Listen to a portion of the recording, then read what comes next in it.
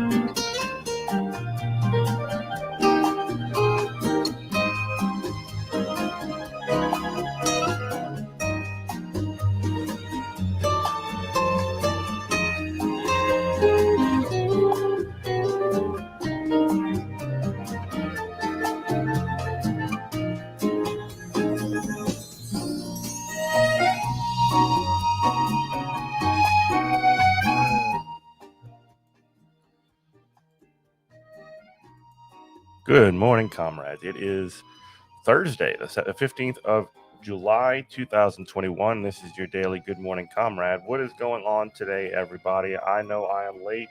However, I am back. I'm back home. I'm back at it again for the grind. Yeah, sorry I was out yesterday. I drove 13 hours. We were in the Blue Ridge Mountains of North Carolina for the weekend, and it was pretty cool. We did all kinds of stuff. We definitely did not take like a single day off of doing stuff out there. I mean, we went first we went to the beach on Thursday, Friday. That's why I wasn't here. Friday, no. I left on Friday. I said I might be able to do a show on the weekend, and I went to one of the only places I've ever been that not only did they not have internet, but like I couldn't even get a regular cell signal. So if I wanted to like use my phone as a hotspot and do like a jacked up version, oh hey, Flick's here. If I wanted to do a jacked up version of a stream, I couldn't have even done that. So I was just like out in the goddamn woods. So I said I might have been able to do weekend streams, and that just didn't happen. But I did get to hang out at the beach for the weekend, which was pretty awesome. That was Saturday. However, I did end up, and I did not plan on this. It was like the Blue Angels day, so it was just like watching like all these freaking airplanes fly by when I'm just trying to like chill out at the beach. And I gotta tell you something. People are crazy about the goddamn Blue Angel. I'll tell you what. Like, and for those of you, it's like a Navy team of fucking like F-16 fighter jets doing like air show tricks or whatever. It's like totally military propaganda. But people were like freaking themselves out. Like every place had like a Blue Angels flag flying. It's like, oh, man. Anyway, but the beach was nice. We hung out for a while, pretty much all day Saturday there. We drove on Sunday up to North Carolina. We stayed like outside of Asheville, which was pretty awesome. That was pretty cool. Then on Monday, was that Monday? Yeah, it had to be Monday. Monday, we had Austin G on the show. We had a great interview with Austin G. He is, like I said before, on the NPC, the National Political Committee of the Democratic Socialists of America. He was a part of the delegations, 2 delegations. We had one that went to the essentially do work for the Castillo election in Peru. He told some great stories about that. Go back and check the VOD on that one, the VOD on YouTube. Good Morning Comrade, for that one. And then after that, my brother and me and my brother Dean, me, and our friend went and played Frisbee golf in the goddamn mountains. And let me tell you something. Folks. If anybody tells you, if anybody asks you if you want to go on a hike and you don't want to go on a hike, the answer is no. But then they ask you if you want to go play Frisbee golf with them. Immediately after that, don't take the bait. Because that is basically just a hike disguised as a game. It's a hike disguised as a game where now I'm not saying that disc golf wasn't fun, but like you get probably 2 or 3 miles in, and we were in some pretty rough terrain. We were like in these mountains. We're going up, we're going down valleys and gulches and all this other stuff. Where it was the most intense. It was more intense than I could have imagined disc golf was. And I imagine most disc golf is not this intense. But like I'm in pretty terrible shape. And yeah. That was I wasn't ready for that. I was not ready. Well anyway, that's what I had for today. No. I had one more. We had one more day.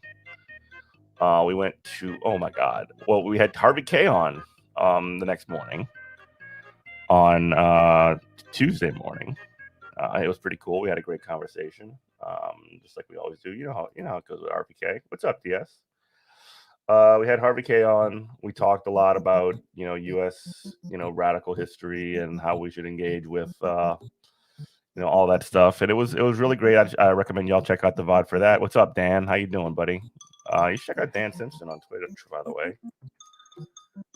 TV/I Dan Simpson. But yeah, we had Harvey K on Tuesday, and so yeah, that was pretty cool. And then, so I was me, my mom, my two brothers, and another friend, like I said before, same friend went golfing with us, and we went to the. So does anybody know what the Biltmore is?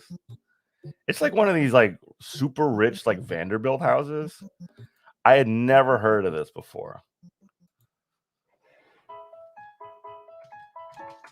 It was like, let me tell you something. I went to this place. Look at it. It's like an American Versailles. It's like ridiculous. Oh, hold on a second.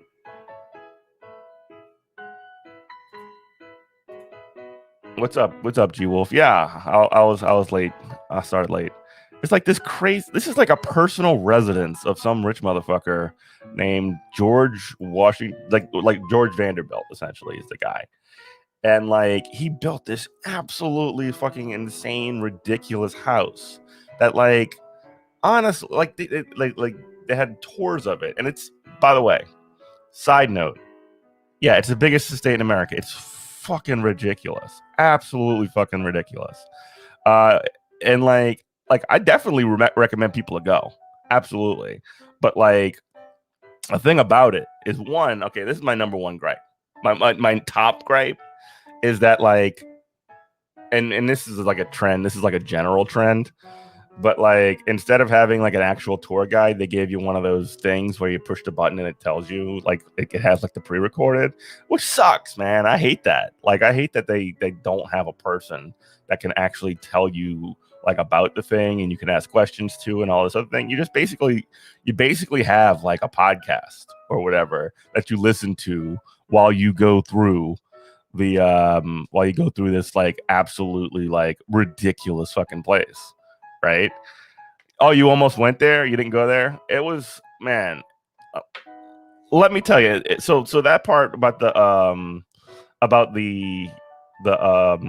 no tour guide, essentially like a little cell phone looking thing, has basically replaced like actual human tour guides. Number one, but two, like more importantly, this kind of place, like the amount of absolutely like vast, ridiculous like opulence that basically somebody has as their like home residence, and like hundreds of servants and all this other fucking shit, like definitely sparked my hatred, like for the like you see that big ass lawn on there? It looked great with a guillotine on it. You know what I mean? Like it gave me a nice reminder of the healthy like hatred I have for wealthy, for like the the millionaires and billionaires. Because this is like it's a bit much, dude.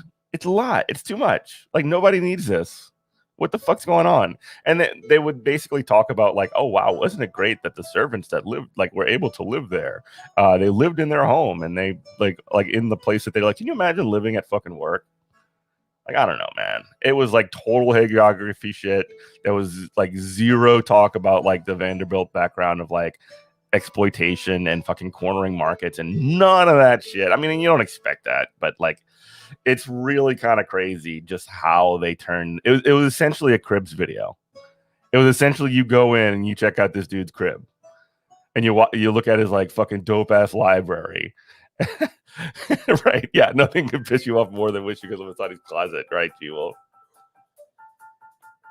But it was insane. It was absolutely ridiculous.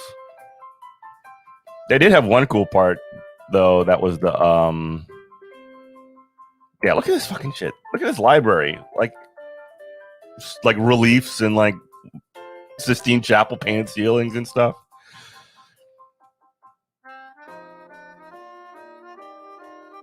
Yeah, giant full organ, like gold on his walls and shit. Like this is literally a Cribs video. They had an inside pool. It was ridiculous, dude. It was fucking ridiculous.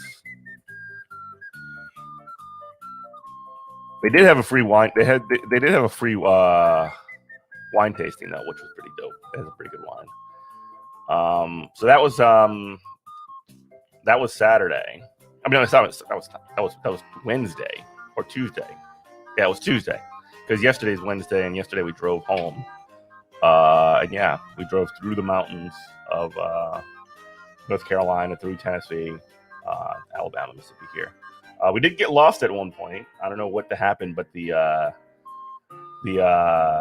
navigation freaked out, and it sent us up a mountain, and we didn't know if we would be able to turn around. Like it went from like road to unmarked road to dirt road, and it's like, hold on a second, this is not right. What's going on here? We're in the woods in North Carolina. We're in like some random mountain, and it's like, why is the GPS sending me to more and more remote places? Anyway, but yeah, that was basically the trip. Beach Friday, Saturday, and then North Carolina for the rest of it. It was pretty cool though. It was a good trip. We went to some good breweries. We came in second place in trivia on Monday night, which is pretty cool. The only reason we lost is because it was a tie, right? We had a tie with the team that apparently like does it every week, and the tiebreaker was a dance off, and like Scott, people who watch the show know Scott, my brother, basically decided that he was just gonna he got served essentially. He just got served. He got owned on the dance floor. It was kind of. I posted a video of it. Let me see if I can find it. I had a video posted somewhere. I'll show it later. I don't think I have it queued up here. Hold on, let me see. He got owned though. He got owned. Believe me. But that was a trip, folks. That was the trip. It was fun. It was good. Would go again. North Carolina is great. I love those mountains. The Appalachian Mountains are so cool. Definitely not somewhere I want to live, but yeah. Oh yeah, we went to a couple of breweries too. But yeah, it was a lot of fun. It was good times. Good times. Good times. How's everybody in here doing? How we doing today? We doing all right? You know, only move you know is the John Travolta dance. Which John Travolta dance? We talking John Travolta from Saturday Night Fever? Or are we talking about Pulp Fiction? Like which John Travolta are we talking here?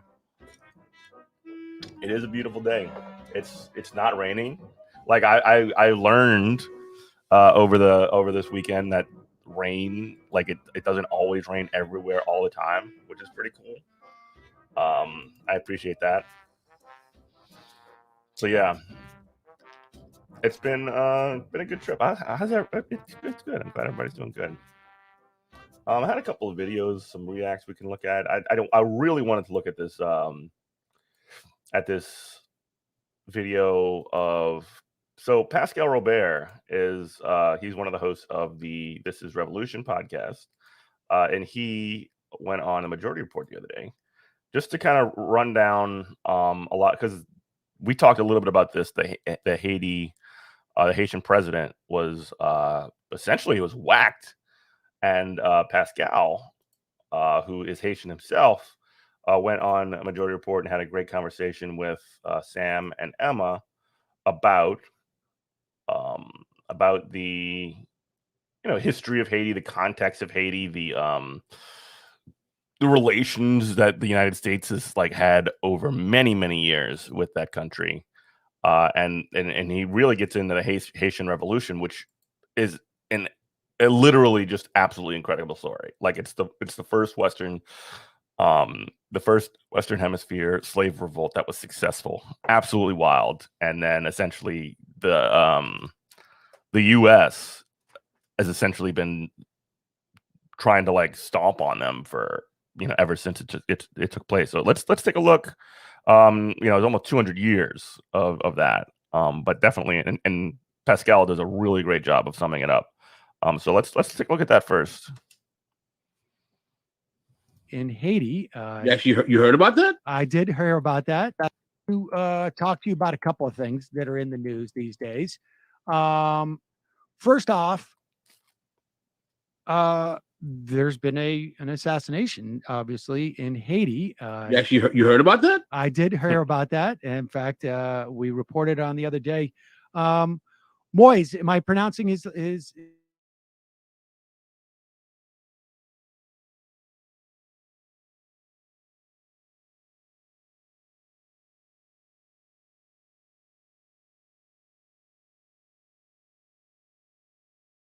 name? Hello? Me? Okay.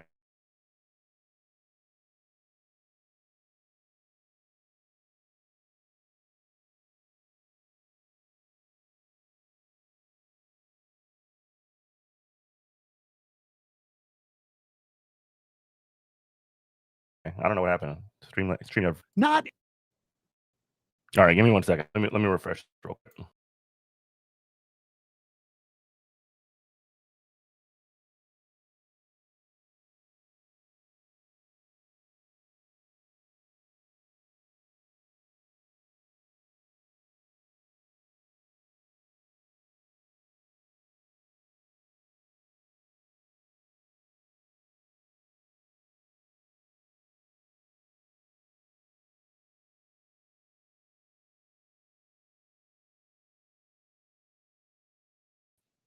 All right. I don't think the Majority Report does the copyright. My StreamYard started freaking out. I don't know what the fuck the problem was. Let's try it. Let's try it now. In the context of why we have had such ongoing involvement in Haiti, will you talk just briefly about the Haitian independence and the implications that really Haiti has represented for a couple century and a half at least in this country? So you asking me to basically sum up 200 plus years of history in a short conversation? I think I can do that. No pressure. I knew you could. That's why I asked. Basically, to understand the situation relative to Haiti is to put Haiti's revolutionary independence struggle that started in 1791 in the context of its proximity to the U.S. history. When the Haitian Revolution started in 1791, George Washington was president of the United States. So we have to understand in relativity to these two factors that the importance of Haiti to the development of the United States in the 19th century and even after its initial founding was very, very important, because prior to Haiti's independence, the republic was called Saint-Domingue under the auspices and control of the French. So many people already reshare them. So French. Haiti the colony was actually more valuable to the French than all 13 colonies were of value to the British, because the trade in sugar, particularly sugar, coffee, tobacco, but particularly sugar and rum, made it one of, if not the most valuable colonies in the slave plantation system that existed in the Western Hemisphere. So one of the things you have to understand as well is that, contrary to this in the consciousness of a lot of people who look at slavery in the American context as being so brutal, so horrible, the French plantation system in Haiti was absolutely egregious. If any of you, I'm sure you guys have read Black Jacobins, which is a book I have some issues with for various problems. They used to do things like bury slaves in sand and put molasses on their head and have maggots and ants eat at their face. They would put gunpowder in. They were so cruel to the slaves in Saint-Domingue, and like the working conditions were so absolutely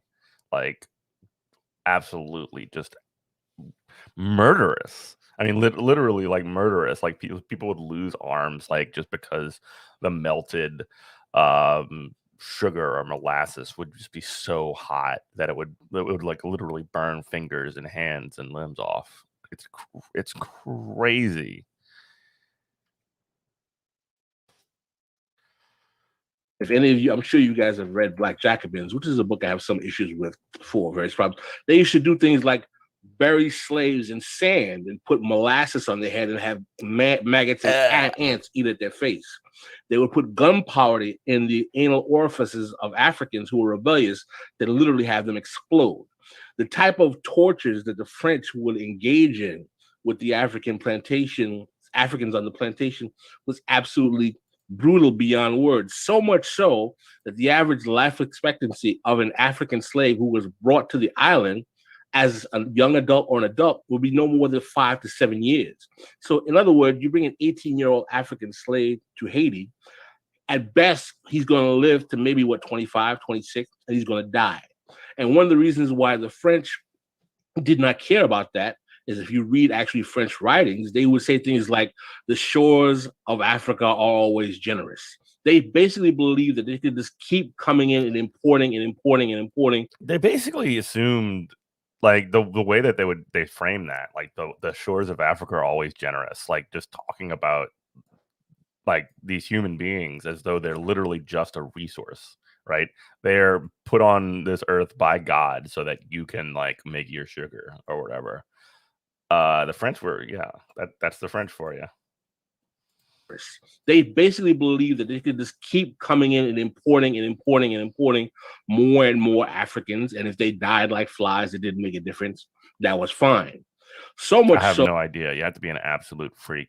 Like that's like a kid, like literally that seems to me like a kid playing with his toys, if you know what I mean. Like a fucking sick kid playing with his toys to human beings. that several of the other colonies, because of the rebellious nature of these Africans on these plantations, were a little bit leery of importing such large numbers, which did affect some of the United States at a certain point in terms of its attitude towards importing Africans. So what basically happens is that in 1791, a group of mostly African slaves have a ceremony that is known by Haitian as Ceremony Bwakaimo, where they basically created a united front religiously. Some of them were animists or voodooists, some of them were Muslim, and they basically came together and decided to unify their various religious diversity that they would have had on the African continent in a kind of spiritual pact to join together to fight the French plantation owners. So they started, after they had that ceremony, a week later, they started savagely just burning and killing European French plantation owners by the hundreds. It killed like a couple of thousand. It literally just started as a slave revolt. Like it literally is a slave revolt. And they just started. I mean, obviously, you've heard the conditions that he just said that the Haitian, the black Haitian slaves were dealing with. No wonder they wanted to burn down and cause as much damage and destruction as possible. Seriously. In a week. So this violence starts to expand and expand and expand, and it's basically just guerrilla warfare. And what happens is that because the island was so valuable, the French have competitors in this exploit. Don't forget the other half of the island, which is now the Dominican Republic, is controlled by the Spanish. The Spanish, seeing that the French are basically going through chaos, and this is also proximate to the French Revolution, are saying, listen, we can come in here and we can actually say we're going to promise these Africans that we're going to free them, and we can fight the French, get them out of here, and we can like free some of them and actually still have some slavery for others who are a lower class, and this can work out for us. So what happens is the Spaniards come into the island and they actually start to train some of the more high-level slaves like Toussaint Louverture and others as soldiers officially in the Spanish army to fight against the French to maintain control of the island, because the Spanish are like, there's a lot of money here, man. We're gonna keep this. And what happens is that, now understand something, even though the French were brutal plantation owners, all of the Africans, the blacks, and the mulattoes, what you would call biracials, were more culturally in affinity to the French. They spoke Creole or French. Their culture was, even though there was obviously an African dominant culture amongst the slaves, they had a more cultural affinity to the French. So when the French are realizing that the Spaniards are here helping the Africans to defeat them, so they're going to lose this island, they're like, we can't afford to lose this place. This is too expensive. This is too valuable. The French every decision that's made, by the way, is like purely like it's got nothing to do with human beings, and it's got everything to do with how much money we're going to make here. I mean, it's actually like very illuminating and very, very helpful from that perspective, to just sort of like think about like actually human lives don't matter unless you're like an elite, or if you're like, unless you have power. I'm going to say, listen, for you Africans, we will free you if you agree to help us fight the Spanish and get them out of here. So the Africans were like, oh, great, we can be French now. This is awesome. And they basically, this is under Toussaint Louverture. They're like, okay, we'll now fight for the French. We'll turn our back on the Spaniards, and we will fight and kick the Spaniards out. The Africans, under the guise of the French, fight the Spaniards. Boom, they kick the Spaniards out. So now the Africans are like, oh, great. Okay, now the French are going to, basically treat us fair. Everything's going to be great. Well, yeah, guess what happens in the room? The British, who are like, all right, those Spanish are nothing, but the French are still weak. We want to come in and put these Africans back in shackles because we hate these French, and we can take the whole island. We can make it ours. So the British come in. They send their biggest I almost got nothing to say. I'm just like listening to Pascal, because he just like, one of the things about this guy that I really appreciate is that like he knows his shit so well that like he answers all of your questions before you can even ask them. Like it's kind of overwhelming. It's incredible. Export of ships. They send like 50,000 troops to the island, and they're like, we're gonna wax these Negroes, and we're gonna take this place, and we're gonna have it for ourselves, and the French will be done. They came to the island. 10,000 British soldiers died in 2 months. Wow, that's slaughtered. This was under Toussaint Louverture. As a matter of fact, if you read a book, there's a book called by a guy named David Gegges, and there was a story in newspapers in London. It was said that the British losses in the Haitian Revolution was so bad that there was not a single British person who didn't have someone in their family who experienced a loss in the Haitian campaigns. So, okay, the British take off. The Spanish are out, bang. The British are out, bang. So now the French are like, okay, Toussaint Louverture is Governor General of the island. He's running the island. And they say, okay, listen, you can free the Creole black. This is very important. This is something that's very important, crucial detail that many people don't understand about the Haitian Revolution. There are 3 classes of black people in Haiti. One is pejoratively called the Bossal. You'd probably spell that Bossal. Yeah. So he's about to get into like a lot of the like the way that the classes are organized are almost purely by race or like nationality, like where you were born. It's actually incredible because a lot of this stuff, it's not unique to Haiti, but it's pervasive throughout Central and South America as well, and like to this very day, like this kind of like distinction among people and like this like different gradations amongst like essentially like shades of essentially not shades of skin, but like amount of like blood and like racial that kind of racial makeup. It's super essentializing. It's kind of wild. Yeah, the Bossal were Africans that were born in Africa that were transplanted to the island. So in other words, they obviously would be a little bit more rebellious, less acculturated to French culture, and they would be used to being free. The next are the Creole blacks. Creole blacks are blacks who were born on the island, but were not born in Africa.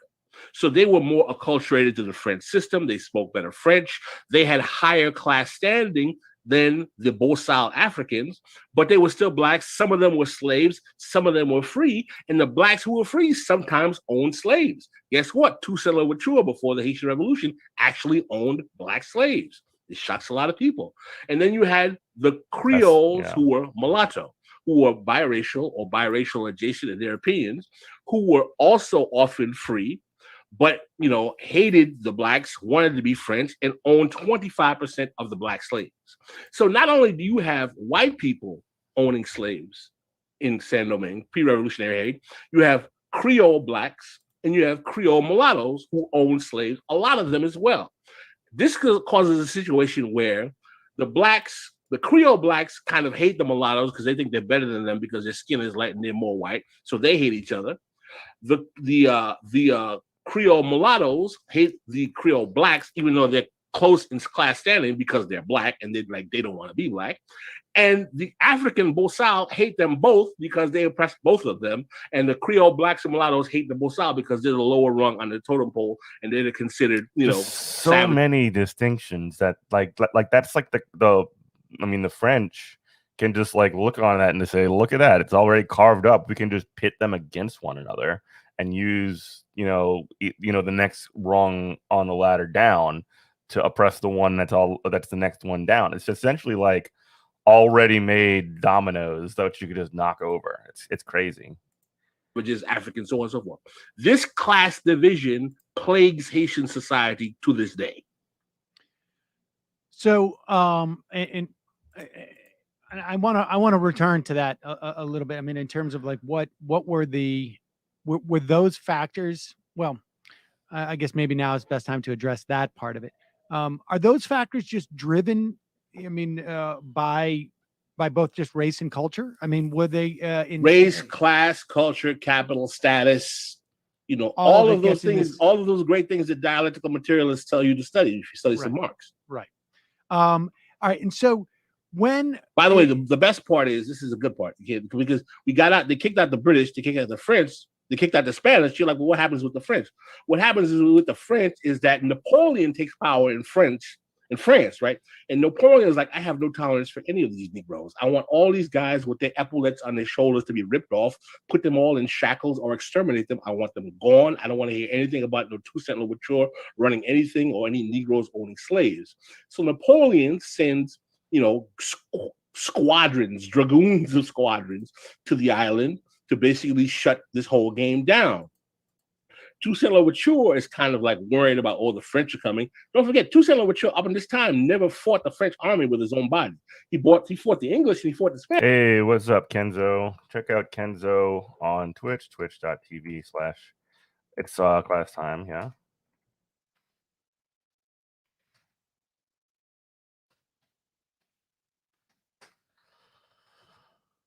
Spanish, but he had not fought the French. Well, Toussaint. We're just watching. This is Pascal Robert. You know Pascal. He's actually been on your show. He's been on Meet the Left. He was on Majority Report last week. You might have seen this already. Just kind of giving the rundown of the Haitian Revolution and basically like 200 years of Haiti and then running that up to the context of the murder of Moise, the president dude's an absolute whirlwind of information. He's incredible. Like, Pascal's amazing. Gotta get him on here. A little kind of hesitant back and forth. And his second in command, Dessalines, is like, listen, man, we got to take it to these French because, this is not going to be a good thing. Toussaint Louverture is eventually captured by the French, sent back to France, put into prison, and dies begging Napoleon to be sent back to Haiti to be his governor general again. Napoleon Bonaparte died saying his biggest mistake was not allowing Toussaint Louverture to come back. Dessalines, who hated the French, despised them, because there's another little class division between Toussaint Louverture and Dessalines. Toussaint Louverture is what you call an ancien libre, or an old freed. What does that mean? When the Haitian Revolution starts in 1791, Toussaint Louverture had been a free man of color for about 20 years. So he knew freedom. He owned slaves. He owned property. Dessalines, though he was a Creole like Toussaint Louverture, was a nouveau libre. He was newly freed because of the revolution that started in 1791, and he was a brutally beat slave until 1791. So he had, even though he was not a Bosal or an African brought to the island, he had approximate identification with them because he was just as brutally treated, even though he was a Creole, but he was only freed by the happenstance of the beginning of the Haitian Revolution. Revolution. So there was a major divergent class worldview amongst these two men who were both black, who were both born on the island, but because of the difference in times in which they were freed proximate to the beginning of the revolution and their relationship with the French and the empires that they fought with, they had two totally different alternate history where Napoleon makes Louverture governor of Haiti or like Louisiana Purchase never happens. Man, actually he gets into this later in the interview. I did watch this prior, but like, yeah, the Louisiana Purchase doesn't happen if like Napoleon doesn't get his ass whooped so bad. It's incredible. Like this and like the campaign in Spain are like the two things that, and then later, obviously, going after Russia like an idiot, are the big things that like fucked Napoleon more than anything. Different worldviews of both French, Europeans, and white people. And relative to the United States, and basically, I want to just bring this back to a comment that Brian Concannon, who I think you was talking about the other day on the program, was as to why the United States has been consistently intervening and manipulating Haiti. I mean, in terms of like sheer dollars, Concannon was like, it's not necessarily, he doesn't think it's just necessarily resources. It's about the potential for Haiti to provide a model. Yeah, it's the fear. It's the fear of a positive model. And that's the same exact reason that we blockade and we, have an embargo on Cuba and Venezuela, right? And indeed, that was the concern, the American concern with the Haitian Revolution, was that this is going to provide some type of paradigm or blueprint or model or inspiration for American slaves, for Black liberation, and Black liberation in the United States. Right. That's correct. Not only that, well, let me get finished to what happens is that Toussaint Louverture goes, dies in the jail. Dessalines takes over the soldiers, the Haitian soldiers.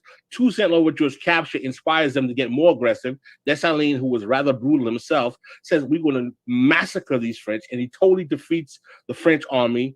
They are completely defeated, and they go back in shame, and they surrender to the country in a battle called Vertier that happens in November of 1803. And in the January of 1804, the next year, Dessalines, as the president and leader of the country, declares Haiti, and he changes the name from Saint-Domingue back to this original Arawak name and calls it Haiti, which the long name is Haiti Keskia Bohio, which is Haiti, the lands of mountains and valleys. But the thing that's interesting, as antagonistic as the United States has been to the Haitian Revolution and the Haitian people, there is no country that has been a bigger beneficiary of the Haitian Revolution than the United States. Because you know what happened and allowed the United States to receive as a result of the Haitian Revolution? The slave trade gets bigger there. No, the Louisiana Territory. Right. Why? Because Napoleon had sent 25,000 troops, which was actually larger than the U.S. Army, to New Orleans before he came to Haiti with a plan. He sent some troops to Haiti and some to New Orleans. His plan was like, after I beat these Africans in Haiti, I'm going to go to New Orleans and I'm going to conquer North America, and I'm going to make all these Yankees my French colonies. That was the plan. Because the Haitians were beating him so bad, he had to change the plan, take the army that he had in New Orleans, send them to Haiti, and they got waxed as well. And his plan to actually take over North America was vanquished. And because he got beat so bad to finance his losses, he sold all of the Louisiana Territory, which doubled the size of the United States, to Thomas Jefferson for less than 8 cents an acre. Real. Which made the United States literally one of the most formative one of the most formative things that has happened in like the in U.S. history is responsible. Just because Napoleon got his ass whooped by by a slave revolt, and it's kind of incredible. States the country that it is to this day. There you go. Not only do we not only did the United States get the land that made the country, Haiti literally protected the United States from becoming a French colony. All right. Right. So that was pretty comprehensive wrap up of history in a relatively short period of time. For but sure. so let's go to present day. I mean, if we know that the U.S. foreign policy establishment has viewed Haiti as a threat insofar as It's possible. I mean, anything could happen. You never know what the situation would have been. But like the idea of Napoleon, Napoleon invading the U.S., like the U.S. colonies or the new U.S., the U.S. proper, I guess you would say at that point, is an interesting sort of like alt history. But I don't know. it could provide a model for the rest. Also, like if they would have held on to Haiti, like what would have been the fucking punitive campaigns that they would have put? I mean, they were already like burying slaves to their necks and in the dirt, and then pouring molasses on their heads so maggots would eat their faces, or like literally like exploding them. Like it was like I can't imagine what the repercussions would be for the failed Haitian Revolution. Of Latin America, Central America, it could just simply Global provide South, the Black world, the colonized world. exactly. And so the sense of like what your sense is of what happened. I mean, in terms of this assassination, let's take it to present day. Oh, well, first of all, what happens in the 20th century is the United States occupies Haiti from 1915 to 1934, literally takes all the gold out of the Haitian coffers, sends it to Citibank, violently and brutally abuses the Haitian people. It controls the economy there for almost like 20 some odd years. And Haiti basically, since 1984, has never had any real sovereignty over its government. Any president that was president of Haiti, if he even altered or deviated from the United States agenda, was either given a coup like Estime was in 1850, or possibly threatened with assassination. And if he wasn't, he was a complete tool and puppet of the United States, like Papa Doc was, Francois Duvalier. Why was Papa Doc such a valuable tool? Because he was anti-communist in the age of Fidel Castro. And so he was perfect. Use your charade of black nationalism to be anti-communist, and the U.S. will support you. We got no problems. Just make sure you don't have any Haitian commies like my uncles in your country and get rid of them. Okay, so the Duvalier regime is very valuable. Guess why the Duvalier regime is kicked out in 86? Because what's happening in 86? The Soviet Union is falling apart. The fear of communism is no longer. We don't need the Duvalier regime anymore. Goodbye, get out. And so, so take us up to today. So what happens today? The next regime that was actually one of the first democratic. Yeah, can you believe it? Yeah, the U.S. has been draining the coffers of Haiti, exploiting weaker country. I can't. It's shocking. It's unbelievable. It's never happened before or since. Elected regime, which was somewhat radical because it was actually caring about poor people, was Jean-Bertrand Aristide. Jean-Bertrand Aristide was a priest who was into liberation theology, who I think that's the closest thing you can get to Marxism as a Catholic. And he wanted to do massive wealth transformation, increase the minimum wage, and do something for the Haitian poor, who were the descendants of those African Bosals that both the Creole blacks and mulattoes looked down on and frankly didn't care about, and who made up the supermajority of Haitians and the majority of the Haitians who are poor. And he realized that this class setup is horrible. And there's a Haitian oligarchy, which is made up of people who aren't even organically Haitian. Most of them are Syrian, Lebanese, Arabs, Europeans who came to Haiti in the early 20th century, started businesses, and started getting major business concessions under the U.S. occupation and during the presidency of Duvalier, because they supported Duvalier against the mulattoes who Duvalier hated, or the biracial or the fair complexion Haitians. And they control literally 90% of the economy in Haiti today. That's a very important factor. The Haitian oligarchy becomes a proxy for the State Department in Haiti, in that whenever a coup is needed in Haiti, it's usually organized and orchestrated by the Haitian oligarchy with the support of the U.S. State Department. We have emails of one of the Haitian oligarchs going back and forth with Clinton aides, planning elections and things of that nature. So they are what Frantz Fanon would call the neo-colonial bourgeoisie in Haiti. But they're not Haitian, and they actually don't even look black. They actually look like Arabs, Syrians, and Europeans.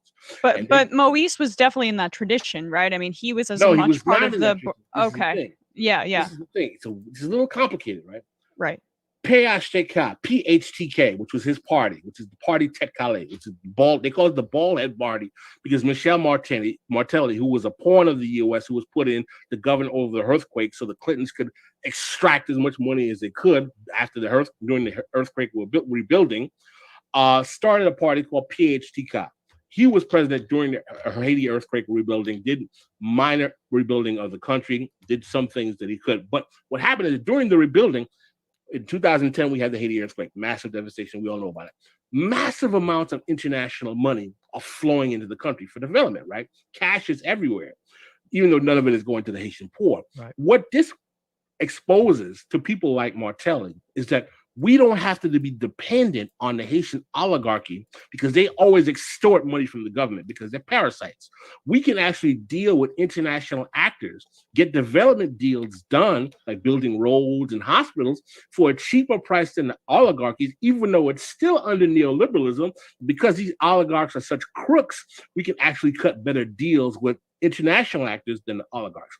That's when that seed is first planted in the head of the PHTK party that we can cut the. So basically, what he's saying, or like essentially, like he's basically saying, like what Moise was doing, he tried to bypass the oligarchy by going to international actors to essentially like take away the contracts that the oligarchy would have normally gotten for building like infrastructure or something like that. So basically what he's setting up here is that if you're the oligarchy, you're going to get pissed about that, right? If you're used to getting your way and used to getting these contracts for whatever, you take as much money as you want from it, and it benefits you as as your individual. They start going to somebody from some other country that you don't even fucking know about instead of you, then you're going to start getting pissed off.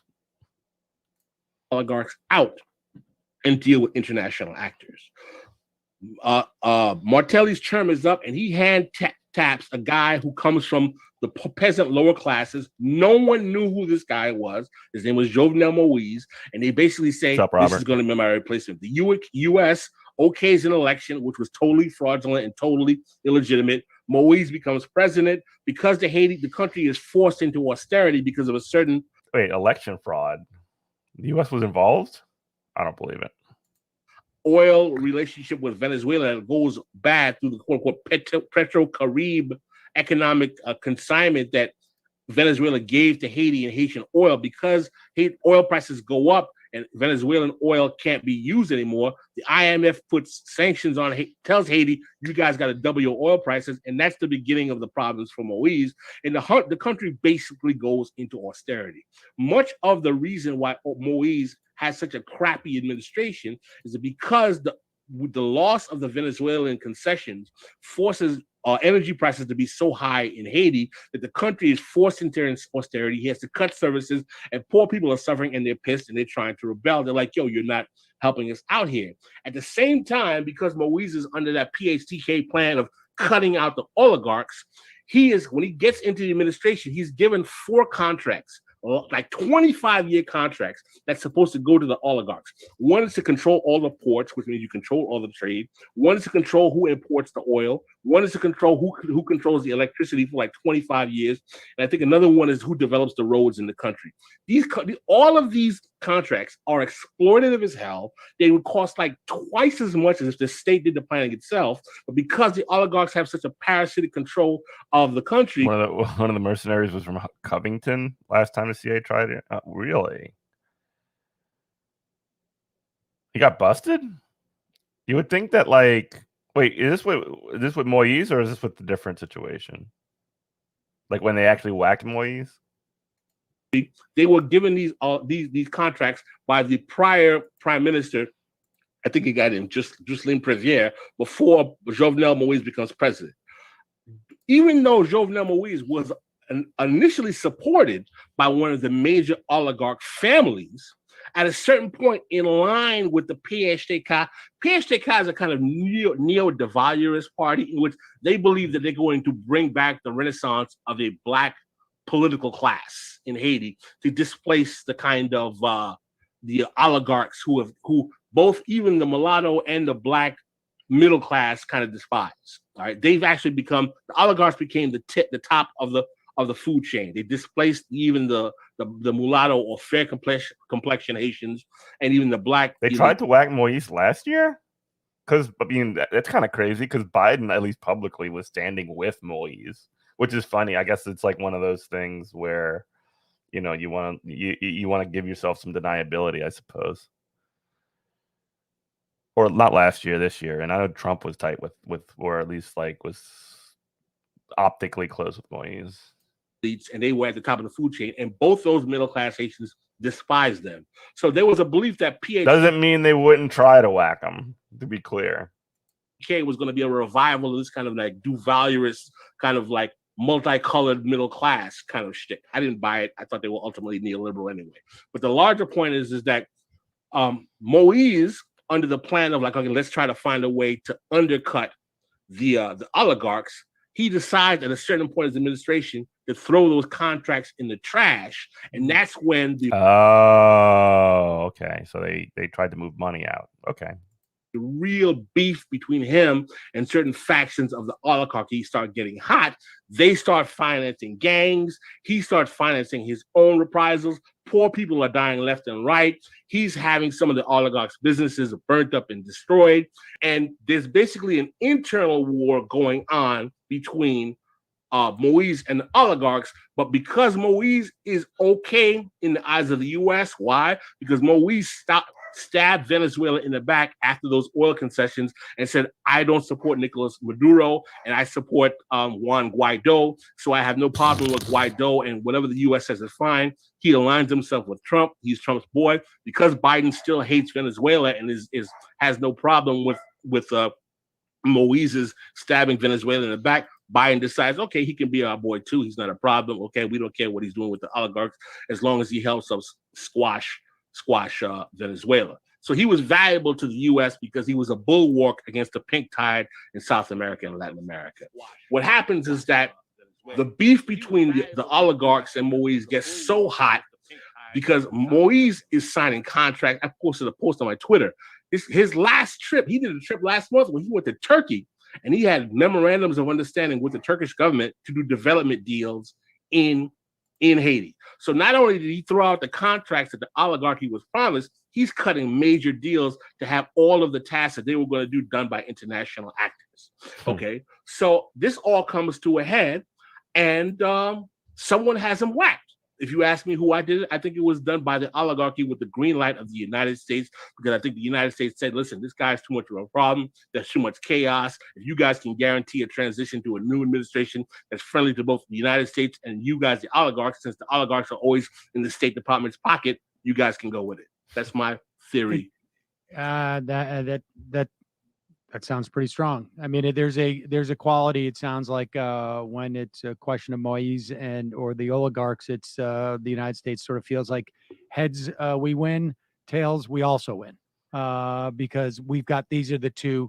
We've got Coke and Pepsi fighting it out, and at the end of the day, we're still going to have our cola, I guess. And the idea at that point, we just apparently.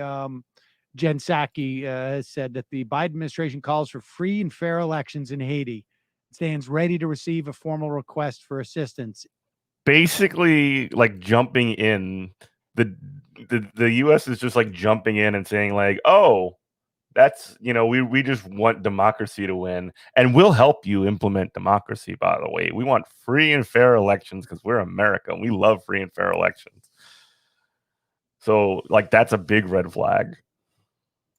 if it comes. Oh, so there you go. Now we're going to have the U.S. talking about we're going to come on down. That's the last thing they need. He's ready to rock and roll. It's going to be Clinton, Obama 2.0. So do you anticipate, I mean, who is there, as you look at the landscape in Haiti right now, is there an opportunity for, who do you perceive, if anybody, within the government or within Haitian society, who represents a possibility for an actual sort of like advancement of democracy? I think, listen, I had Daoud Andre, who's a very well-known Haitian radical activist from Brooklyn, on our show, and he said there is no one who is trustworthy in Haitian civil society. The only thing that can save this country is Haitian Revolution 2.0. And what would that look like at that point? Like, where that would look that... like major attacks on the oligarchs, because they're the tip of the problem, and a decision by the black middle class and fair complexion middle class as to who they're going to align with. Because don't forget, those middle class blacks and fair complexion mulattoes, they usually work for the oligarchs in their jobs.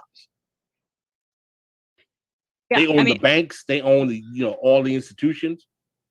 And so, in other part words, of the problem is that this class, ex-Navy SEAL Christopher Osman from Covington, from the North Shore here, really know what he's doing in Haiti. He was told to evacuate rich Haitians amid a popular revolt, but it could have also been provide all personal protection to a Haitian businessman who claimed to be doing business with the country's central bank. But one thing, Christopher Osman, an ex-Navy SEAL, arrested in Haiti along with 4 other Americans, 2 Serbians, and a Haitian driver, says he does know it was not to assassinate the country's recently ousted prime minister. Oh, no, of course not. We're not mercenaries, we're murderers. Yeah. Okay. And he says he's from Covington. Just like a random guy from Covington, not there to murder anybody. Definitely not. Just doing normal hanging out in Haiti. Team, Resurrect literature now. Destroying the lives of 75% of the country is supported by middle class Haitians like my own family. Well, it's a bit of musical chairs, right? Because even if Moise, he kind of became so problematic that he was the odd man out and the oligarchs teamed up against him. I mean, he was incredibly wealthy, right? Made his fortune. No, he was not. He had some corrupted. He was not like oligarch wealthy. He had some change. He had some Yeah. So I mean, then revolution. How does that come to be? What kind of organizing that's a good effort? question, Right. Yeah. Right. Yeah. The United States does not want that. Certainly. In regards to the Haitian middle class, who provides sort of the ballast, right? I mean, that is that they. I mean, it sounds like you perceive the Haitian middle class as being the almost like the fulcrum of this situation. Don't forget, a lot of the diaspora makes up the Haitian middle class, even in absentia. And what about the Haitian diaspora? I mean, we have. I wouldn't trust them to throw a cannon, because a lot of them supported the coup to get rid of Aristide, and many of them just want to go back to Haiti and live bougie middle class lives with Restavec peasant, servants that they can hang out with and sexually molest when they get a chance. Oof. All right. So you don't perceive that there is an opportunity? I think that there's some of them that can be. I think that the hope for the country is actually in the younger diaspora, not my parents' generation. They're hopeless. The younger Haitian diaspora who's living in America realizes that all this class nonsense is idiocy. If they could really get an educational terrain and understanding the what's going on in the ground, they're old enough to have resources and education. I think there's a potential, if they nullify the oligarchy, people who are like, I would say, 60 and younger or 50 and younger, I think that they could actually transform the country, but it could not be under a neoliberal capitalist paradigm.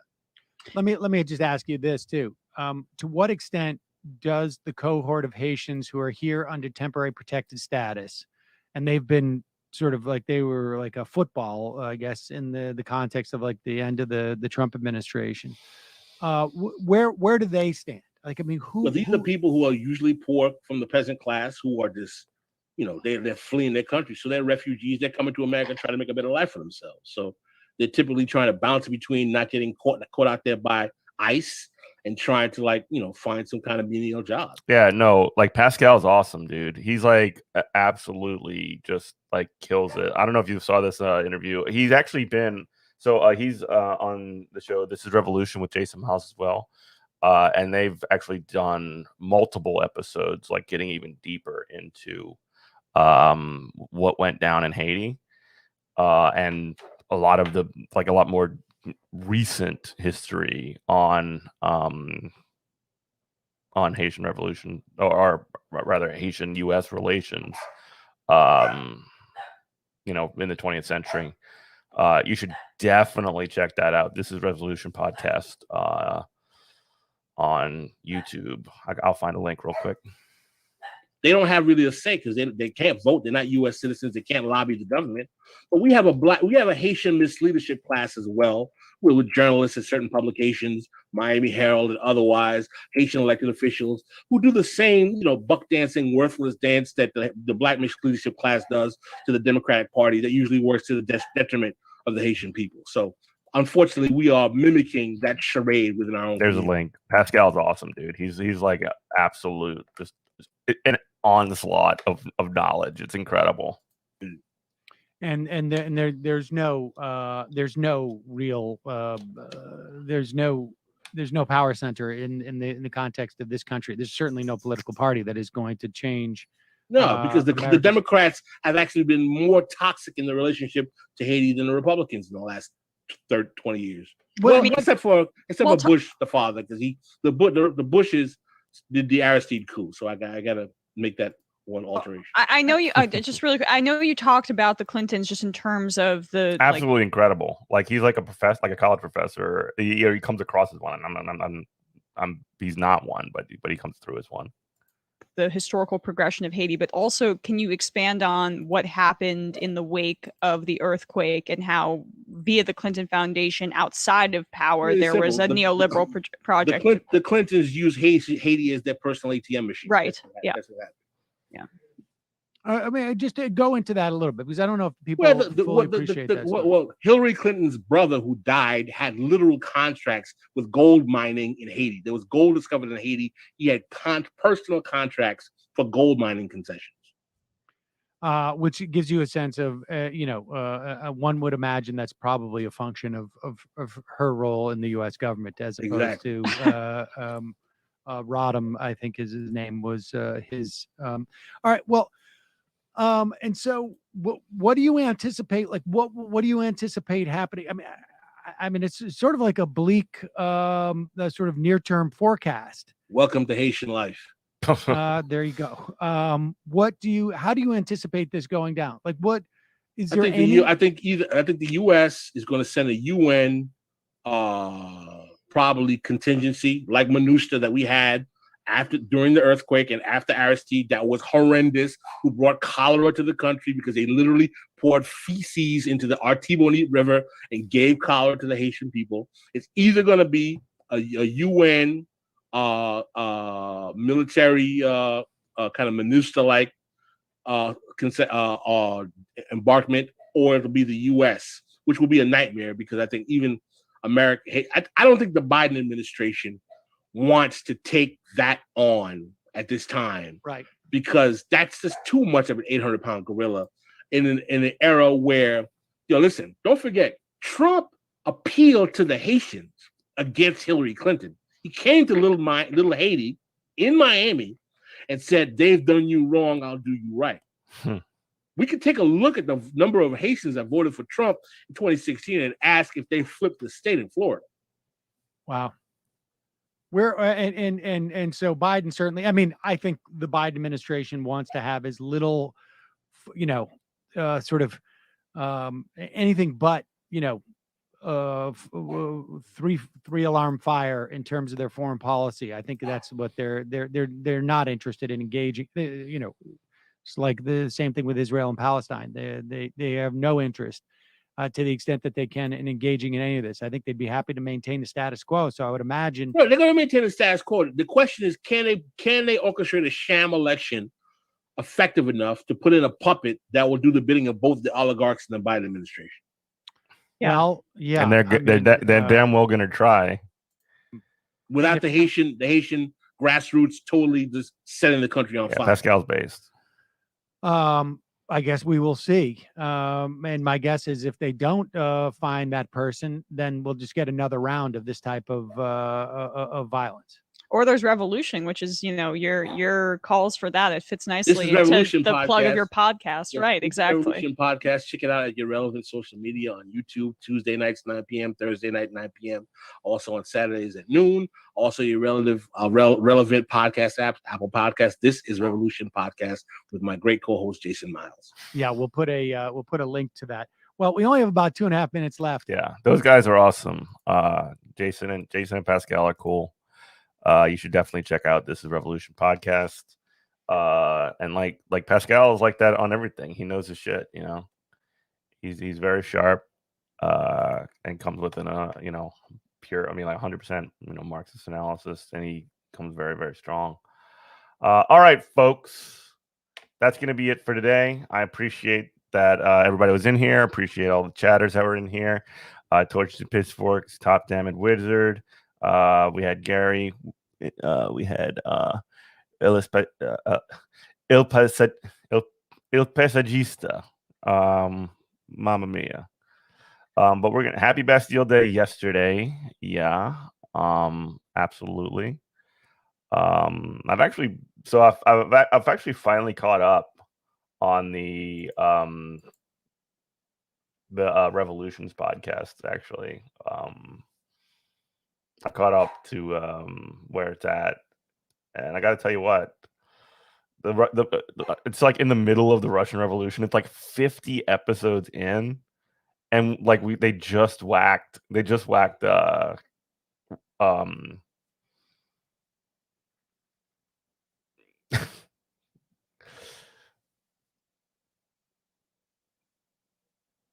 yeah. Sorry, totally brain space. My dog is barking. He's distracting me. 1 second. All right, dude. You get to go outside.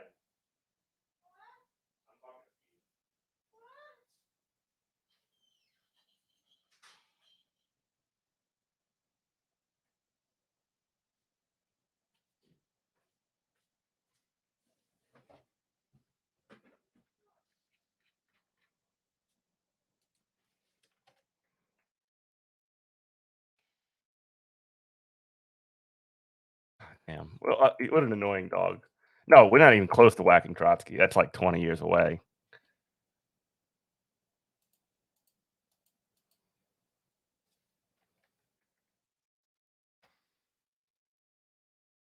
Yeah. Check it out. Check out Revolution's podcast. He actually has a whole series on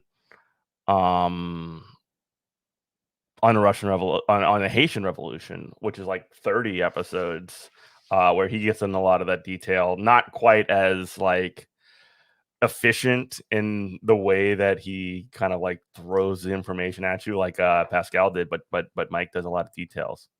No, not Trotsky, Rasputin. They just killed Rasputin off. That's who it was. Which was he kind of takes a little bit of the magic away. Mike's a good dude, but he's a good storyteller. But he kind of keeps it a little bit dry on purpose. But yeah, that was like the listening that I did for a lot of this trip, like the whole way back. The whole way there and the whole way back, I was like listening and catching up because I got really, really behind on the Revolutions podcast. Oh no, the Revolutions podcast. Go to revolutionspodcast.com.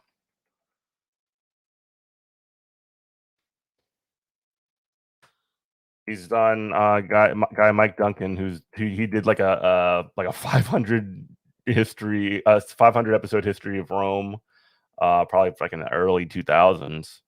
Probably wrapped that up around 2010, and then probably around 2012 he started doing the Revolutions podcast. He started with the English Civil Wars. He did the U.S. Revolution, French Revolution. He did like 56 episodes on that. Haitian Revolution, Mexican Revolution, Bolivarian Revolution. Like he's been all over it, and he's on the Russian Revolution now. And he said that's going to be his last one. He started writing books. Like the dude's really taken off. And he's been doing he's one of the kings of podcasting, in my opinion. I've been listening to him for years. I mean, I listened to the History of Rome like 3 times through. You should definitely check that out. He does good work. I don't always like agree with his perspective or whatever, but he's definitely like somebody who does his best to put forward like an honest version of events. Which I mean, I respect that. I respect it. Mike's a good dude. He's on Twitter at Mike Duncan. He's got a book coming out too about the Marquis de Lafayette, which I find to be somewhat interesting. I got that pre-ordered. But yeah, what else we got going on? I can keep going for today. I got nowhere to be. At least I don't think so. I don't think I have work today. I don't have work today, so I'm hanging out. We can watch some more stuff. I got a second thought on the new Red Scare. Y'all want to watch that? Let's watch that.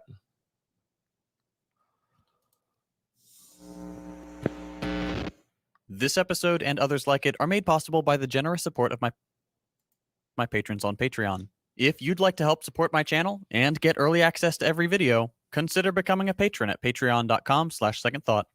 The first important thing you can do is to be sure you know what communism really is. In other words, know your enemy. Whoever you are.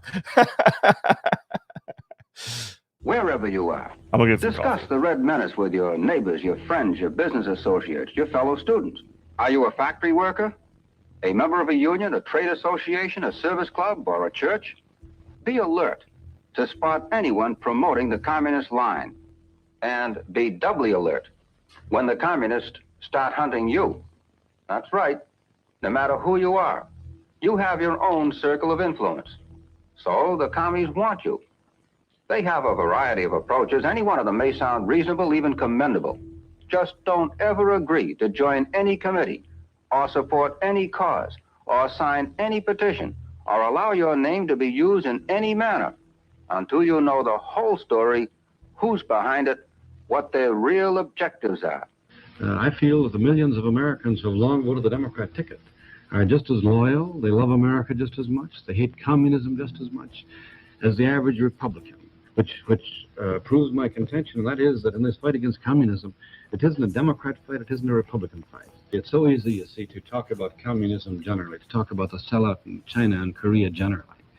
But unless you call the roll of the traitors, treason isn't like little topsy, it doesn't just grow. It's created by men with faces and men with names. I think those of us who have been elected by the American people to man the watchtowers. I kind of love these videos, by the way. Like, I don't know. I find that these like public facing, like, I don't know. I'm kind of obsessed with like job training videos, especially the ones when they start talking about unions and stuff. I remember a while back we covered that we went over that website, the Amazon website, the do it without dues union busting website. I find that shit so fascinating. And then now obviously this old dusty anti-communism Red Scare shit. I find it very fascinating. Yes, we have the intelligence to recognize the traitors. And then, if I may use a word which we use in Wisconsin, unless we have the guts to name them, we should be taken down from those watchtowers and should not be representing the American people. And I don't intend to ever avoid giving the names of traitors, giving the names of communists when I discover them in important position.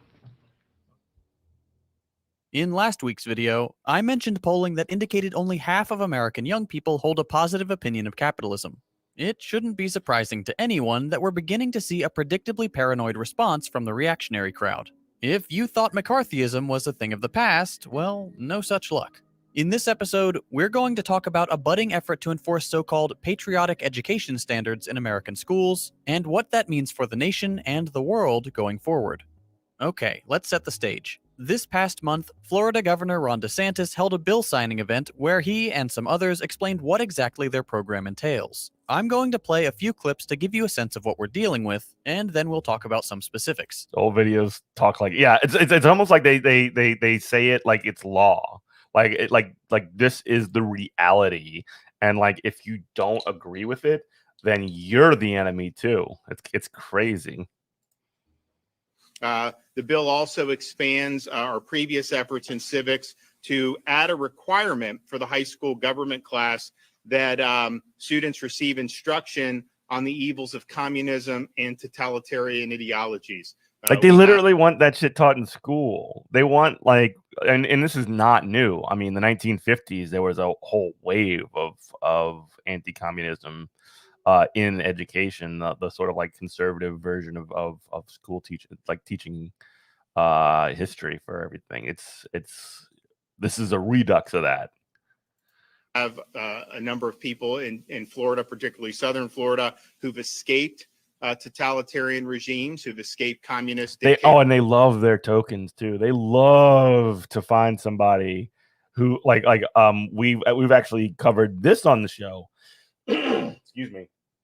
There was a woman who said she she had emigrated after the communist revolution in China, and she basically said like they were doing critical race theory in fucking Maoist China and shit. It was pretty dope. It was pretty hilarious. And she literally said in that video that they canceled the entire Chinese history, which is just like, you kiss your fingers. That shit's so good. It's so good, folks. Leaderships to be able to come to America. We want all students to understand the difference. Why would somebody flee across shark-infested water, say leaving from Cuba to come to southern Florida? Why would somebody leave a place like Vietnam? Why would people leave these countries and risk their life to be able to come here? It's important that students understand that. Okay, lots to unpack here. House Bill 5, which is one of 3 related bills, includes a requirement that high school students be taught about, quote, the evils of communism and totalitarian ideologies. DeSantis then mentions Cuba and Vietnam. Let's start with Cuba. Cuba is an island nation which has suffered under brutal US sanctions for nearly 60 years now. These sanctions have been denounced by the UN as illegal and inhumane, and every single member state, with the exception of the US and Israel, continues to vote against the oppressive measures which have cost the Cuban economy trillions of dollars. Despite this cruelty, Cuba is a country with a great... Yeah, the US is like still, like when people, I've actually talked to people about this a lot, and they're still kind of confused because, people who know things, like people like not people who like think about this all the time, but like people like people who casually pay attention to these sorts of things think that Obama rolled back like all of the sanctions on Cuba, which he didn't. He lightened some of them. He allowed for like some levels of trade, but it was very limited. There was some travel that was allowed to Cuba that was rolled back under Trump, and yeah, it like the idea that we're the baddies. Yeah, the idea that like the sort of like logic that the US uses is they're communist or they're totalitarian and we're not going to deal with them. And what they end up doing is like freezing these countries out, so they have to create their own alternative networks to the trade system that the United States has. I mean, it's basically hegemonic in. And in Cuba's case, it's extremely remarkable that they've been able to survive not only that kind of isolation, being cut off from the United States, but also the like constant assassination attempts on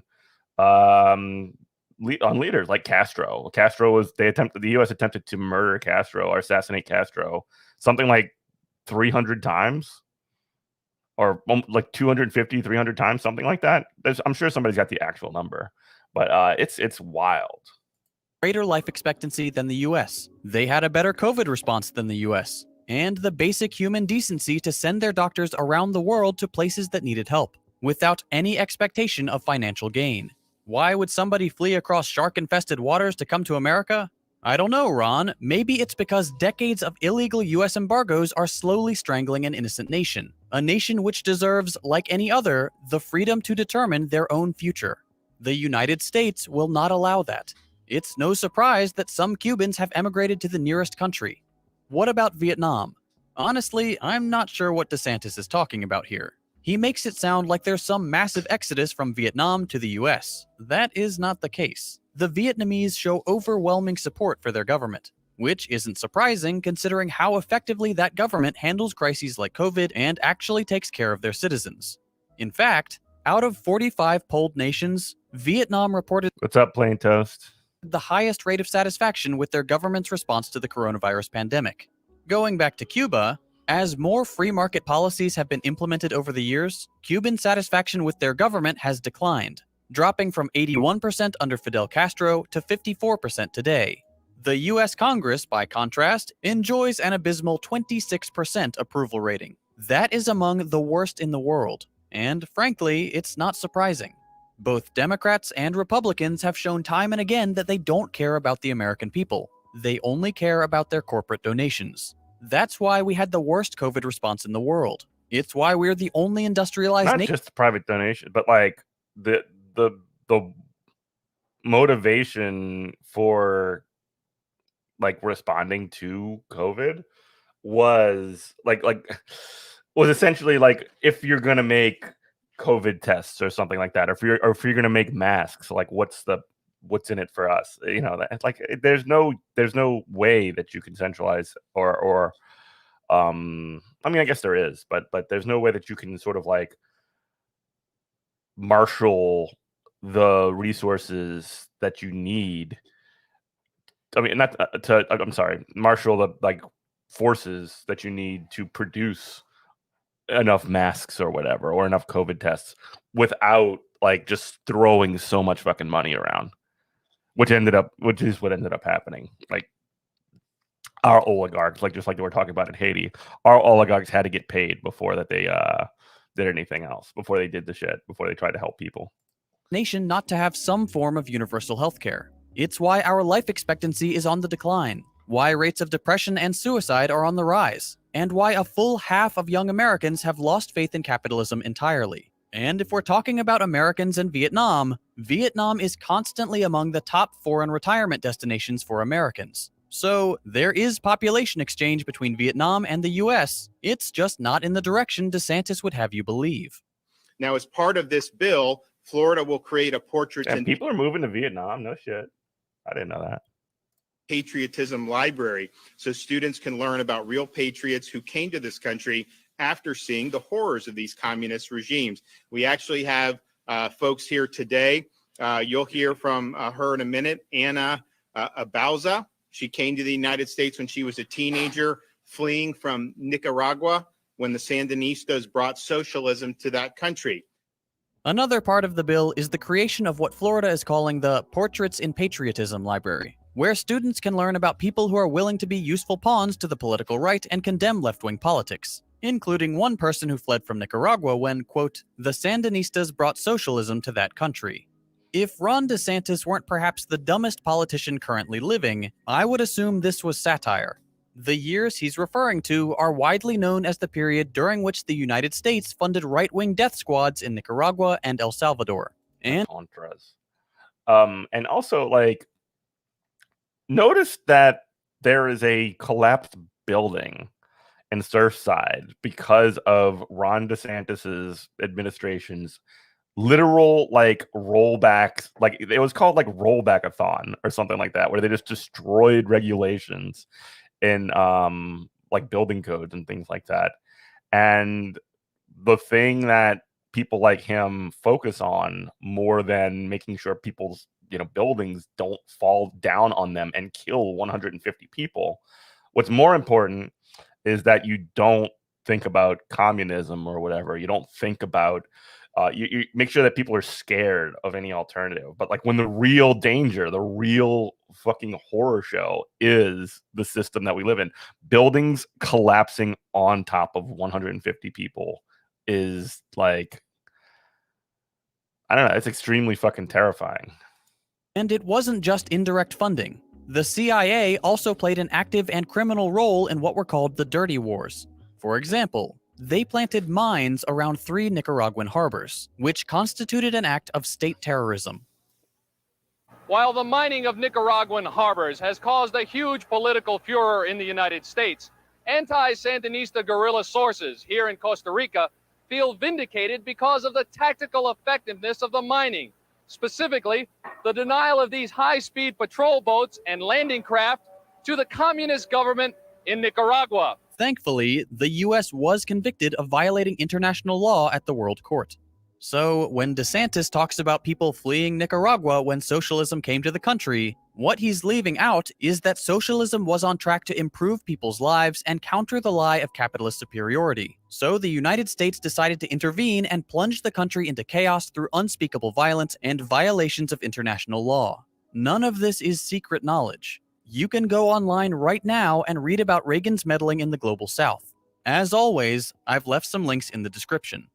Finally, I'm signing House Bill 233. The bill requires colleges and universities to conduct annual assessments on the intellectual freedom and viewpoint diversity at these institutions. It used to be thought that a university campus was a place where you'd be exposed to a lot of different ideas. Unfortunately, now the norm is really, these are more intellectually repressive environments. You have orthodoxies. That is such bizarre. Like, it's so funny. Like, we want to make sure that we're talking about patriotic history, that there's no alternative. We want to make sure that people know that communism is bad.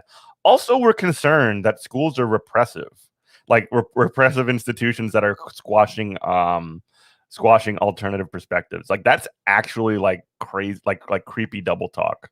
Like, that is weird. Where you'd be exposed to a lot of different ideas. Unfortunately, now the norm is really, these are more intellectually repressive environments. You have orthodoxies that are promoted and other viewpoints are shunned or even suppressed. We don't want that in Florida. You need to have a true contest of ideas. Students should not be shielded from ideas, and we want robust First Amendment. You literally are trying to shield people from ideas, bro. Like, seriously, it's incredible. It's incredible. What ideas are you trying to like make sure that these kids are not shielded from? Other than communism, I mean, or socialism, or any kind of alternative to the established current like order that exists. Like, seriously. Speech on our college and university campuses, and I think that college is not a safe space for Nazis. I mean, but like, they actually kind of are in a bad way. I'm not saying that's a good thing, but like, it's extremely rare that a like Milo or whatever would get like screamed at by a bunch of people. I remember when I was at LSU, they had some of these like obviously like provocative, like religious hellfire and brimstone motherfuckers that would essentially like try and, you know, get a crowd whipped up talking about, oh, you're going to hell and all this other shit. And you know, they never got kicked off of campus. They're basically, I mean, not the exact same as Nazis, but like, I'm sure right now people like that are running around with 3%er signs and shit. Having intellectual diversity is something that's very, very important. Okay, House Bill 233, quote, requires public colleges and universities to conduct annual assessments on the intellectual freedom and viewpoint diversity at these institutions. Ron DeSantis is all about intellectual freedom, college kids having the chance to learn dissenting opinions, and freedom of speech on campus. Except, you know, when he's actively trying to ban things like critical race theory, which isn't even taught in Florida, or an accurate history of the slave trade. Topics which don't comply with his vision of a staunchly right-wing education. Let's get one thing straight. Reactionaries like DeSantis and their wealthy suburban supporters seem to believe that all colleges and universities are anti-capitalist indoctrination centers. to put it as gently as I possibly can, that is among the dumbest things I have ever heard. To my knowledge, there is not a single school in this country that doesn't allow college Republican groups or college Democrat groups. Both the Republicans and the Democrats are capitalist parties. Even the most supposedly left-wing candidates like Elizabeth Warren go out of their way to remind people that they're capitalists. You know what's often not allowed on college campuses? Socialist groups. The ideology DeSantis claims is brainwashing all our students. They're often seen as extremists, and faculty don't want to risk their jobs by associating with actual left-wing ideas. For those of you who have attended college, leave in the comments if you ever met an even remotely socialist professor. I will be very surprised. In my experience, and the experience of everyone I've spoken to, capitalist economics... One of my professors actually at the community college, she was actually very formative for me because she was a sociology professor, and she was like literally a Marxist, and it was awesome. It was actually one of the best classes I ever took. Yeah, but I mean, like, I think that there is some space now. Whether or not she would have backed a socialist group on campus, maybe, but who knows? And ideas are the norm on college campuses. Are you a student or a teacher? Well, write to your congressman for a copy of J. Edgar Hoover's report, Communist Target Youth. Oh, hell yeah. J. Edgar Hoover's report, baby. See how, on direct orders from Moscow, the party is in a drive to get communist speakers into our colleges and universities, taking advantage of American academic freedom and the students' naturally inquiring minds. Their aim is to preach revolutionary tactics and change peaceful campuses into scenes like this: the communist-incited student riots in San Francisco. The assertion that communists are brainwashing the country's college students isn't new. It's a page ripped directly from McCarthyism, and we need to understand it as such. It is part of the new Red Scare. We thought, what if we could do that same thing for people who fled to America, who had all the places in the world to choose to come, but they chose to come here to the United States because where they were from, freedom was a luxury and liberty was just a dream. What if we could interview those people and have young folks? He used to hate this professor you had. He would criticize everything loosely in Marxism. At the end of the day, it turns out he was a Marxist, but just didn't advertise it. Live and learn. I mean, that sounds like a Marxist, like, obviously, like, just thinking critically, and yeah, that's pretty cool. Looks like those that are here today, ask them questions and hear back about what it really means to live in a communist regime like that in Cuba, or to other totalitarian regimes like in Nicaragua or Venezuela. And that's what today is all about. And myself and Representative Zika, the members that are here today, gathered with the victims of communism months ago on the steps of the Capitol to make sure of communism that we would achieve just that. Want to know a fun fact about the Victims of Communism Memorial Foundation? They count people who died from COVID and literal Nazi soldiers from World War II as victims of communism. I mean, yeah, technically it was the Soviets who beat the Nazis, which is an odd thing for the foundation to admit, because people like DeSantis and other American politicians love to claim it was the US that beat them. As far as COVID deaths go, the hyper-capitalist US has had the most deaths by... I bring this up every time, but like the Eastern Front of the Second World War, absolutely insane. Absolutely insane. Like the idea, like it was such a titanic, like huge theater that gets completely erased in the sort of like modern narrative, especially, I mean, again, especially the textbook version of the history. Like, good Lord, like Battle of Stalingrad, unbelievable. Far, and socialist and communist countries have had among the fewest. That should tell you there is no World War II victory without the Russians. You need to know about the Victims of Communism Foundation. It's a disgusting, disingenuous, capitalist propaganda outlet that dishonors the memory of those it claims to remember. What this legislation hopes to achieve, besides fully rewriting actual history, is to have guest lecturers from blatantly anti-communist front groups come to schools and inject McCarthy-era Cold War rhetoric into the minds of American students, starting them on the track to become obedient, terrified little worker drones when they complete their state-mandated propaganda education. I can say I agree with DeSantis on one thing. Teaching American history is critical. That's why I am so opposed to this new initiative. It doesn't teach history. It dredges up the worst aspects of the Red Scare and tries to indoctrinate children with bizarre, outdated, and flat-out false pro-America anti-communist propaganda. At the end of the day, socialists like me aren't asking for much. We think it's important to have an honest reckoning of America's role in world history, the good and the bad. We shouldn't just leave out the parts that reflect poorly on the world's most powerful nation. We should be able to confront difficult history and say, you know what? Yeah, that was wrong, and work to correct it. We should be able to soberly assess the failures of our current economic system and be willing to try new ideas. But unfortunately, I don't see that happening anytime soon. We seem to be experiencing the first wave of extreme reaction to capitalism's decline. Its staunchest defenders circling the wagons around a fake mythos, launching actual indoctrination campaigns, and attempting to reignite the Red Scare, a period widely considered as one of the most misguided, dystopian, and un-American in history. On the bright side, this whole campaign is reminiscent of DARE, which I'm sure people my age remember from their time in school.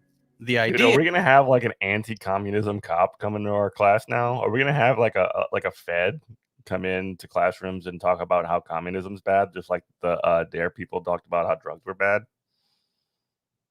That sounds awful. idea was to teach kids that drugs were literally going to kill you immediately, and that they made you a bad person. Unsurprisingly, that approach didn't work, and it got otherwise apathetic kids interested in drugs. That's just how kids are. Oh, Kirk Cameron, hell yeah. Love to do the things grown-ups say are bad. So, in this case, if we're lucky, in a few years we'll have middle schoolers in Florida handing out bootleg copies of The State and Revolution at recess. It's funny to think about, but in all seriousness, this kind of reactionary legislation is a big problem. It indicates a severe rightward shift in American politics, and I think there's more on the way. The American people need to decide what they stand for. Is it ahistorical and xenophobic fairy tales about an America that never existed? Or is it the belief that all humans are created equal, that economic ideas are meant to be challenged, and that progress does not have to be at the expense of human life and dignity? Capitalism leads us down the former road. I think we should choose the latter. I mentioned at the beginning of this video that this kind of content is made possible by my patrons on Patreon. When I decided to make the shift from general interest stuff to more radical political content, I knew I ran the risk of sinking my channel and losing my ad revenue and sponsors. These days, it's pretty hard to get a sponsor on my videos. I have one reliable one, and... Alright. So yeah, check out Second Thought. Here's a link to Second Thought's channel. Definitely giving them a like. Alright, folks. Well, I think that's going to be it for me. I went a little bit long today. Just to make up for yesterday, I'm going to be back on here tomorrow at 8 a.m. Central Time. We're going to have some Friday Fun Day. If you have any fun videos or any links or anything like that, here's a link to Second Thought, by the way. If you have anything like that, you should probably drop it in our Discord. We have a Discord channel. Let me get you an invite to there if you want to join us. Yeah, send some cool stuff. We'd like to hang out. That's too early. What's too early? 8 o'clock a.m. Well, you can always watch the VOD. You can always watch the VOD.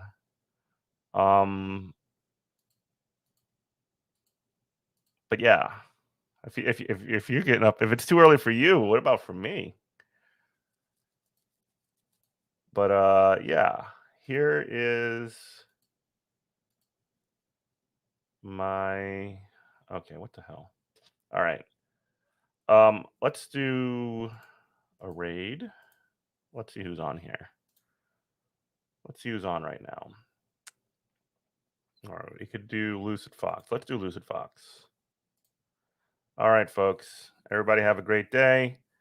You should also, before we go, Discord for patrons only? No. Anybody can be in the Discord. Here's the invite before we go.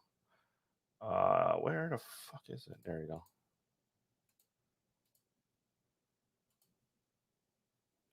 There you go. Invite Discord. We're trying to build it up. It's you know, newer space. But yeah, thanks everybody for hopping on. You can also go to patreon.com, support our show. Thank you so much. I love you all. Bye bye.